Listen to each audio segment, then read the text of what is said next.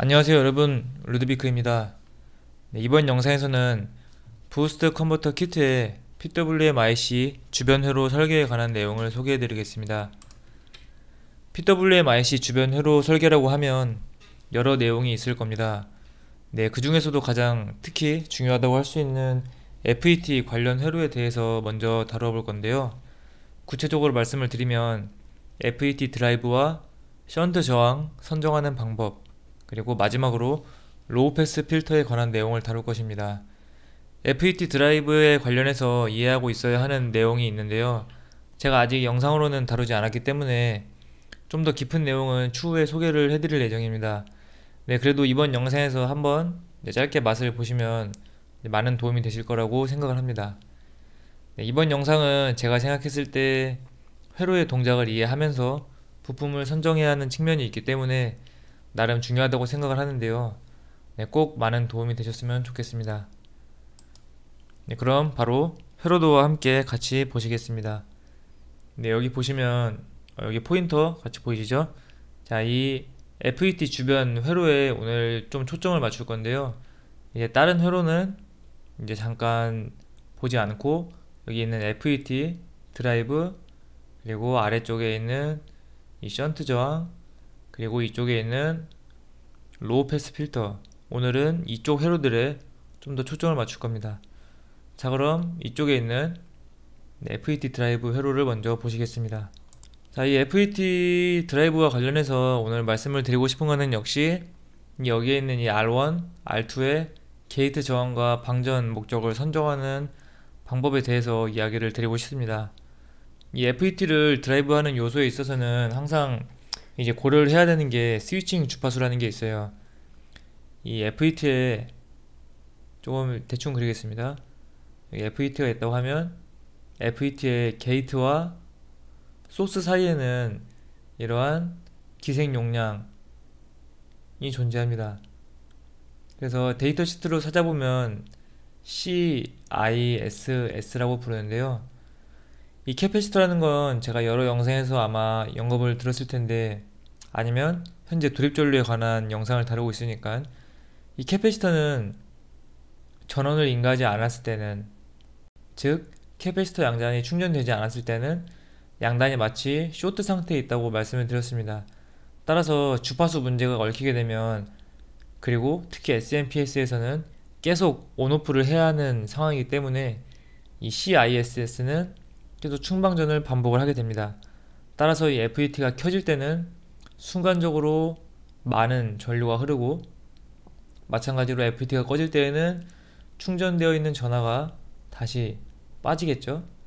자, 이러한 충방전 전류는 우리가 도립전류에서 알아보았듯이 상당히 높은 값이 흐릅니다. 이 C값이 작더라도 여기에 흐르는 전류는 아주 클 수가 있어요. 그리고 FET를 많이 다뤄보신 분들은 알겠지만, 이 FET가 참 묘한 게, FET의 용량, FET의 용량이 증가하면 증가할수록 여기에 있는 이 CIS 성분 마찬가지로 증가를 합니다. 자, 그 이야기는 뭘 의미하죠? 우리가 전력 사양이 큰 FET를 사용을 하려면 그만큼 드라이브 성능이 훌륭한 IC를 사용을 해줘야 그 FET를 구동할 수가 있는 겁니다. 자, SMPSS 설계는 제가 여러 번 말씀을 드렸듯이 항상 이 트레이드 오프 관계라는 게 존재해요.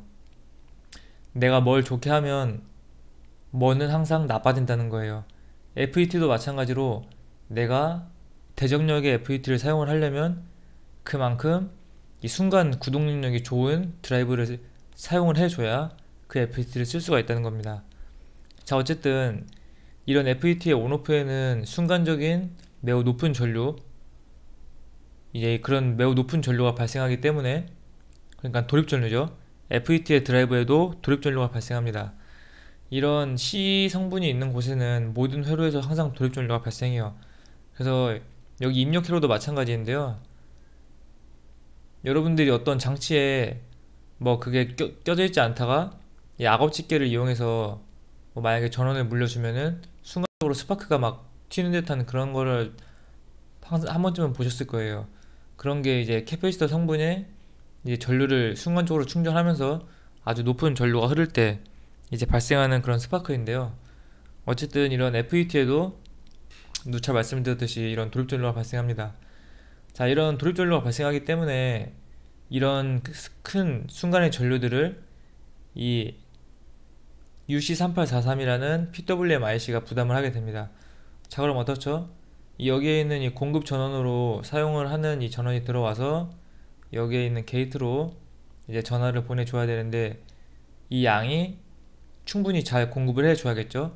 하지만 이 U1, UC3843의 구동 능력이 부족하면 이 UC3843이 터질 수가 있겠죠.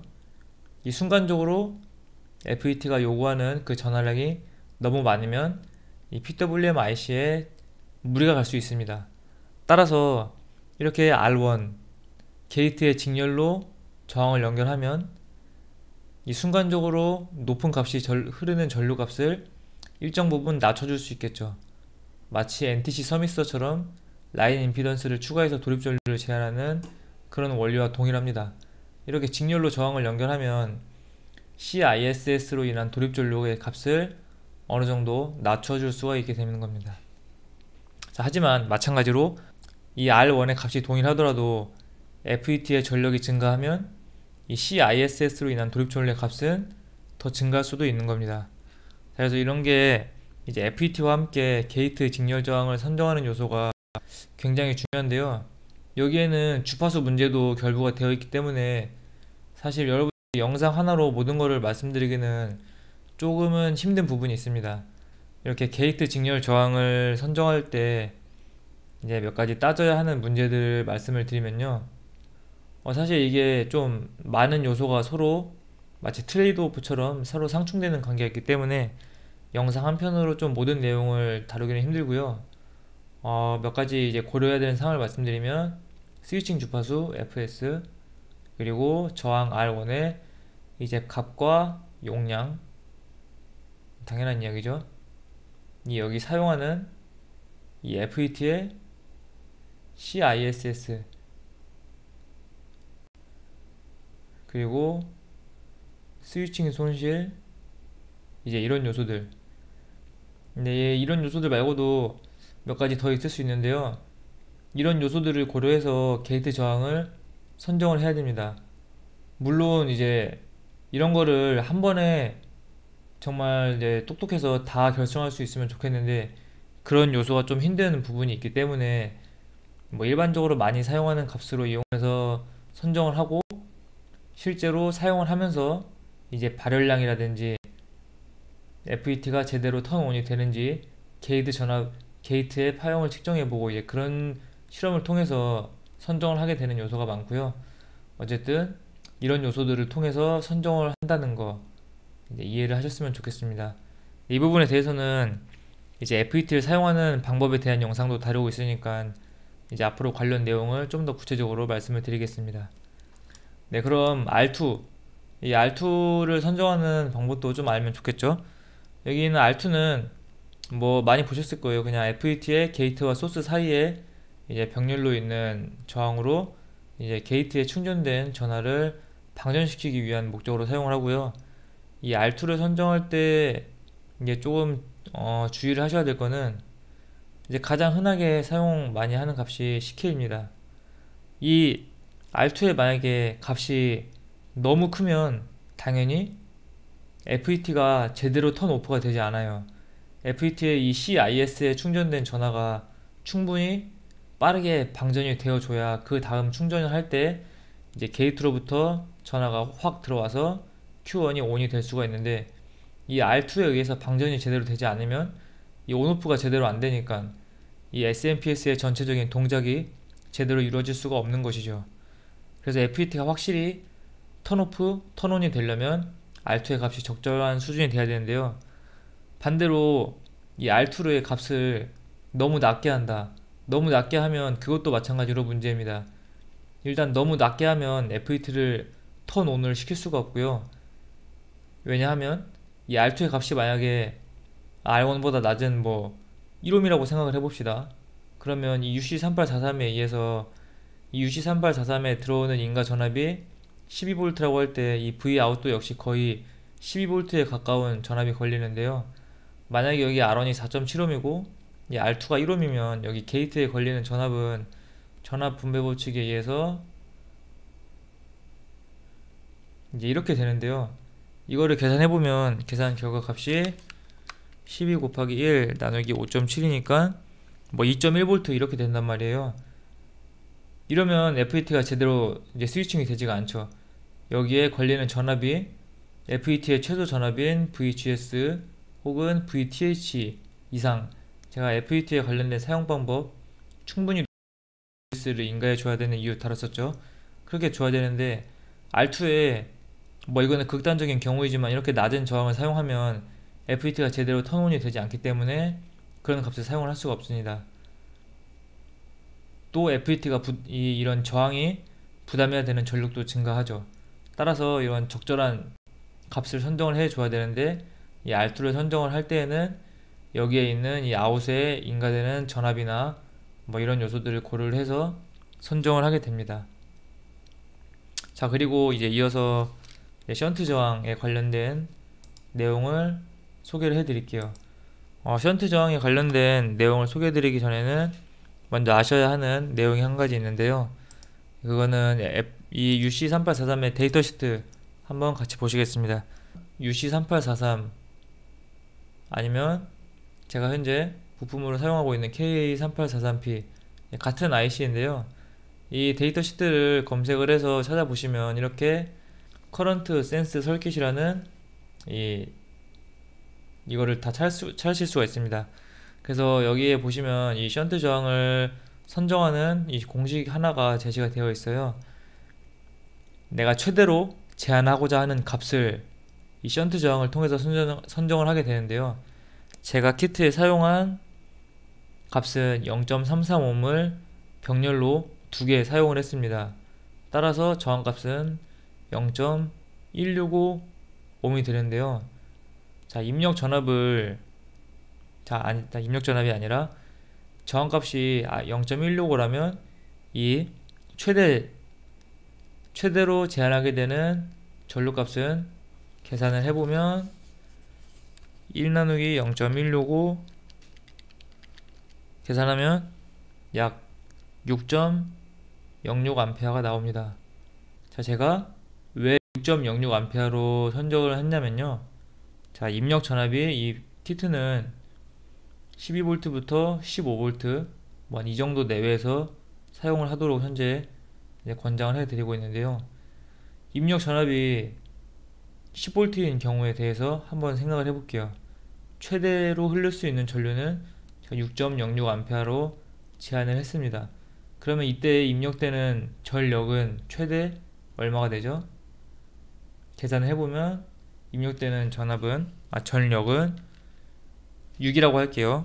6A. 그러면은 이때는 60W가 입력이 될 수가 있고요. 12V가 입력이 된다. 마찬가지로 6A가 흐른다. 그러면 72W의 전력이 입력이 될 수가 있고요. 15V가 입력이 된다. 이때 6A가 흐르면 15 곱하기 6에서 90W의 전력이 입력이 될 수가 있는 거죠. 자, 여기 이 부스트 컨버터 키트는 입력 전류를 기반으로 제어를 한다고 말씀을 드렸어요. 따라서 이 입력 전압이 변하면 입력 전압이 낮을 때에는 낮은 전력만 이제 허용을 할 수가 있고요. 입력 전압이 증가하면 이 입력 전류를 제한하는 것은 동일하기 때문에 출력 전력 열수위 증가를 시킬 수가 있는데요. 이 키트를 제가 처음에 설계를 할 때 효율을 거의 0.85에서 0.9를 목표로 해서 설계를 했습니다. 그때 실제 측정 결과는 뭐 한 88% 정도 나왔었는데요. 자, 어쨌든 효율을 뭐 0.8이라고 한번 가정을 해볼게요. 80%. 자, 그러면 이때의 출력 전력은 얼마죠? 60에 0.8을 곱하면 되죠. 그때는 48W입니다. 자, 72에 마찬가지로 0.8을 곱하면 이때는 57.6W. 자, 90에 곱해볼까요? 90에 곱하면 72W를 출력으로 낼 수가 있습니다. 자, 그러면 현재 이 출력 사양이 딱 몇 와트다 이렇게 고정이 된 건 아니잖아요. 근데 저는 이제 어느 정도 이거를 50와트는 되게끔 하자라는 생각으로 했었고요. 그러다 보니 이제 입력 전류는 고정되어 있는 상태에서 입력 전압의 변함에 따라서 출력 전압은 변하지만 최소 이 정도 이상은 할 수 있다라는 걸 이제 50와트로 정한 겁니다. 따라서 6.06A가 흐를 때 10V이고 실제 효율은 이제 80% 이상이 나오니까 이제 50와트 이렇게 사용할 수가 있는 거죠. 이 부분을 제가 좀 여러분들이 제가 설명을 하다 보니까 여러분들이 이 부분을 좀 이해하기 힘드실 수도 있을 것 같은데 간단히 말씀을 드리면은 자, 이 부스트 컨버터 키트는 지금 출력 전력이 몇 와트다 이렇게 현재 딱 정해진 게 아니에요. 왜냐하면 이제 입력 전류에 따라서 이 출력 전력이 이제 제한되는 거기 때문에 말씀을 드렸던 것처럼 입력 전류가 바뀌면 그에 따른 최대 출력 전력 사양이 변하게 됩니다. 이제 하지만 저는 이제 출력 전력을 어느 정도는 쓸 수 있다는 것을 제시를 해드려야 하는 이제 입장에 있잖아요. 그래야 여러분들이 이제 이 제품을 안전하게 사용하실 수 있으니까 저는 그런 측면에서 이 제품은 최소 50와트는 쓸 수 있다라는 거를 말씀을 드리는 겁니다. 이게 이해가 되시나요? 자, 왜냐하면 이 키트의 입력 전압의 범위는 10V에서 15V를 기준으로 하는데 최대로 흐를 수 있는 입력 전류는 6.06A이고 이때는 입력 전력이 60W가 들어갈 수가 있는데 이 제품의 효율은 85% 정도가 되게 되니까 그때 이제 출력 전력은 거의 계산을 해보면 51W가 되는 거거든요. 이 입력 전력으로 들어갈 수 있는 최대 전력이 60W 정도가 들어갈 수가 있는데 그때의 최대 출력 전력은 50W가 되는 겁니다. 이 부분을 여러분들이 잘 이해를 하셨으면 좋겠습니다. 자, 그러면 이제 다시 회로도로 돌아가 볼게요. 자, 이렇게 션트 저항의 값을 선정하는 측면에 대해서 먼저 이야기를 드린 거고요. 자, 그러면은 이 션트 저항을 왜 이렇게 쓸데없이 커다란 거를 두 개를 병렬로 사용을 했냐. 자, 그 이유는 사실 이 정도 뭐 50W, 60W 정도 될 전력이 되면은 전류를 감지하는 용도로는 저항을 사용하는 건 바람직하지 않고요. 이 커런트 트랜스포머라는 전류 트랜스포머를 사용하는 것이 이제 어떤 효율적인 측면이나 여러 부분에 있어서 좀 바람직한 부품 선정이라고 할 수가 있는데요. 전류 트랜스를 사용을 하기에는 아무래도 이걸 또 감아야 하는 측면이 있어서 여러분들께 이제 교육 목적은 조금 어렵다는 판단이 들어서 저항을 사용을 했습니다. 이 저항을 사용한 이유는 아까 이 0.335 두 개를 이용해서 최대로 이제 제한하는 전류가 대충 6A라고 말씀을 드렸잖아요. 그러면 이 저항 하나로 흐르는 전류는 얼마가 되죠? 거의 3A입니다. 그러면 이 저항을 통해 이제 소모되는 전력을 계산할 수가 있겠죠? P는 I제곱 R이니까 여기 3의 제곱에 0.335 곱해보면 계산 결과가 몇이 나오냐면 9 곱하기 0.33은 2.97W입니다. 자, 이 이야기는 뭐냐면 이 SMPS 키트가 최대 전력으로 이제 구동이 되고 있을 때, 즉 입력 전류가 아니라 입력 전류로 거의 6A가 들어오고 있을 때 이 저항에서는 거의 3W에 가까운 이제 손실이 일어나는 거예요. 이 전력 사양을 지키면서 이러한 전류를 부담을 할 수 있는 저항을 선택을 하다 보니까 이렇게 조금은 무리하게 5W급의 이제 NPR 시멘트 저항을 사용하게 된 것입니다. 자, 당연히 이 2.97W가 소모되는 이 저항에 뭐 일반 3W짜리 저항을 사용하면 바로 타버리고요. 최소가 5W고 한 10W 정도의 이 시멘트 저항을 사용하면은 이제 안전하게 사용할 수가 있는데 저는 여기에 5W 시멘트 저항을 사용을 한 겁니다. 뭐 좀 더 내가 이걸 안전하게 하고 싶다 그러면은 뭐 685매 저항을 이거를 뭐 4개 병렬로 연결해서 사용하는 거 이런 것도 가능합니다. 이때는 이제 하나의 저항에서 소모되는 전력이 2.97W보다 낮아지게 되니까 좀 더 뭐 여유로운 전격을 가진 저항을 사용할 수가 있겠죠. 뭐 이런 식으로 션트 저항을 선정을 하게 되고요. 자, 이번 영상에서 마지막으로 말씀을 드릴 거는 여기에 있는 이 로우 패스 필터, 이 RC를 이용한 로우 패스 필터인데 이게 여기 전류 센스, I 센스 단자로 입력이 됩니다. 자, 이게 왜 필요하냐, 이런 로우 패스 필터가. 자, 이 아까 보셨다 데이터 시트랑 같이 보셨다시피 이 전류를 감지하고 이 최대값을 제한하는 용도로 사용을 해야 되는데요. 자, 이 회로는 SMPS잖아요. 이게 흐르는 전류는 스위칭 주파수에 따라서 우리가 전류 파형을 한번 관찰했었죠. 이제 온오프에 따라서 이렇게 거의 삼각파 같은 이런 형태로 전류가 이 링코일을 통해 흐릅니다. 이 링코일을 통해 흐르는 전류는 당연히 이런 온 기간 동안 FET를 통해 당연히 흐르겠죠. 자, 근데 이렇게 FET가 턴온 되는 구간 동안 이 FET 전류가 서서히 증가하는데 여기에 어떤 약간의 펄스성 전류가 섞일 수가 있습니다. 펄스성 전류, 당연하죠. FET가 턴온, 이제 일정한 스위칭 주파수 FS를 갖고 빠르게 턴온, 턴오프가 되기 때문에 이제 이러한 턴온 혹은 턴오프 구간에 약간의 펄스성 전류가 흐를 수 있어요.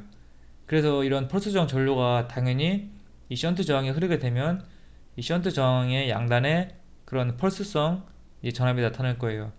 그런 펄스성 전압에 의해서 이 UC3843이 그걸 마치 이 최대 전류로 생각을 해서 이 리밋을 걸어버리면 안 되겠죠. 따라서 이런 펄스성 부분을 없애주기 위해서 이렇게 로우 패스 필터를 사용을 하는 겁니다.